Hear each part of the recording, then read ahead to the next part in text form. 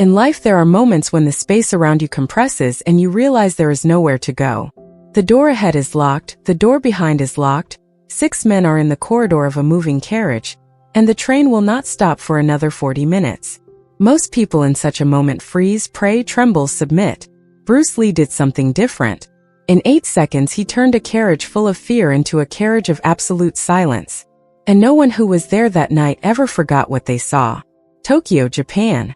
September 1966. Bruce is in Japan for a series of demonstrations and meetings with local martial arts masters. The working trip is intense, full of technical conversations about the philosophy of combat, about what works and what is theater. He spent 2 weeks in Tokyo and is now returning to Osaka on the Shinkansen, the famous Japanese bullet train that cuts through the landscape at a speed of 200 kilometers per hour with such smoothness that it seems impossible at that speed. 22:15. The carriage at this time is relatively empty. Several families, several businessmen sleeping with briefcases on their laps. An elderly woman with a box of sweets on the neighboring seat. Bruce sits by the window, watching the Japanese countryside rush past in the darkness. The reflection of the lit carriage overlays the landscape. An open book rests on his knees, but he is not reading. He is thinking about a conversation he had earlier that day with a 70-year-old judo master who said something that kept turning in his mind. The strength of the sea is not in the strike of the wave, but in the fact that the sea never stops. He does not notice the group that entered from the end of the carriage until he hears the tone of their voices. There are 6 of them. Young, from 20 to 28 years old, with that specific energy of people who have drunk enough to lose their filter but not enough to lose coordination. Ordinary clothes, disheveled hair. One still holding a half-full bottle. Not professional criminals. Something potentially more unpredictable. Young men in a group, drunk, far from immediate consequences, inside a metal tube moving at 200 kilometers where there is no escape. They scan the carriage and find Bruce. A foreigner sitting alone by the window. A small Asian but clearly not Japanese, modest build, alone at 2200 hours in a nearly empty carriage. The type of target that herd instinct automatically identifies as safe. The leader of the group is called Kenzie. That is how Bruce mentally registered him that night. Tall for a Japanese man, almost 1.5, broad shoulders, calloused hands of someone who works with them or trains with them. The other 5 revolve around him with the natural geometry of groups where an unspoken hierarchy exists. Kenzie walks down the corridor and stops beside Bruce's seat. He says something in Japanese. After 2 weeks Bruce speaks Japanese fairly well, understands enough to know this is not a greeting, something about foreigners not belonging in certain carriages. The others laugh. Bruce closes the book, looks at Kenzie with the expression people who knew him always described the same way. Fully present, fully calm, as if the danger around him is simply information and not a threat, and replies in Japanese. I am returning to Osaka. Kenzie says something else, and 2 of the others move to the rear door of the carriage, blocking it. 2 more stand in the corridor, forming a living wall. Kenzie and 1 more remain directly beside Bruce.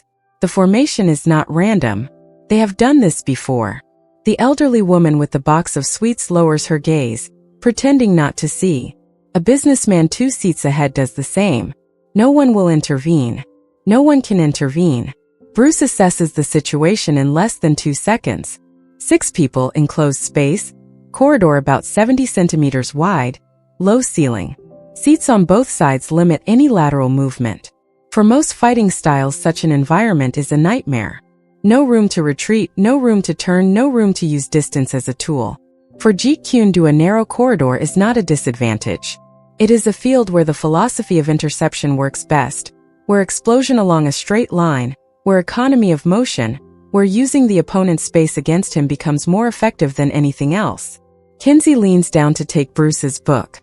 A universal gesture of controlled humiliation. To take something from someone to show that you can. 8 seconds.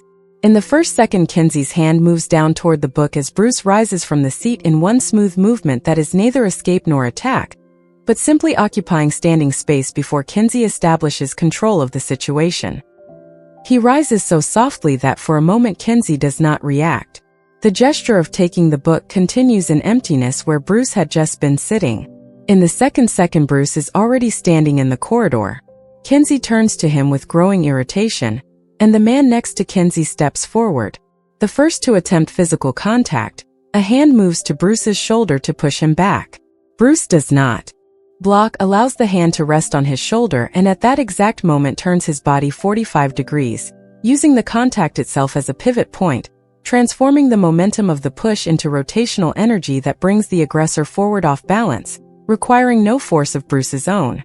In the third second, the man who tried to push has already lost balance, leaning forward, and Bruce, with minimal and precise movement of the hand, finds the point between neck and shoulder, the trapezius, where certain pressure at the correct angle causes pain that temporarily paralyzes the entire limb. The man involuntarily bends his knee and lowers to the corridor floor, clutching his shoulder, removed from the equation. In the fourth second, Kenzie attacks not with technique but with rage. A right fist flies straight at Bruce's face in a wide strike that truly has power. Bruce does not retreat, tilts his head 3 centimeters to the left. The fist passes where his face had just been, and Bruce's forearm meets Kenzie's forearm in redirection, continuing the motion of the strike to the side while Bruce's elbow flies in the opposite direction straight into Kenzie's solar plexus. In the fifth second, Kenzie folds in half. Air leaves his lungs, and the two who block the rear door are already moving down the corridor one after another because the space does not allow them to walk side by side. Bruce sees this and understands. The narrow corridor that seemed like a prison is in fact a funnel forcing attackers to move single file. In the sixth second, the first of the two from behind is already 2 steps from Bruce when Bruce moves toward him instead of waiting, shortening the distance, taking from him the space necessary for the strike to gain force. Mentally using the corridor's angle as support, he drives his own knee upward with a short motion, striking the aggressor's thigh at a specific point where the femoral nerve runs close to the surface. The man's leg temporarily locks as if the muscle forgot how to function, and he falls sideways, leaning on the seats. In the seventh second, the last of the two who came from behind stops abruptly, sees 3 men on the floor or leaning disabled around a man weighing kg who is not even breathing with visible effort. And something in the human brain, something that exists before language and before ego, sends a clear signal.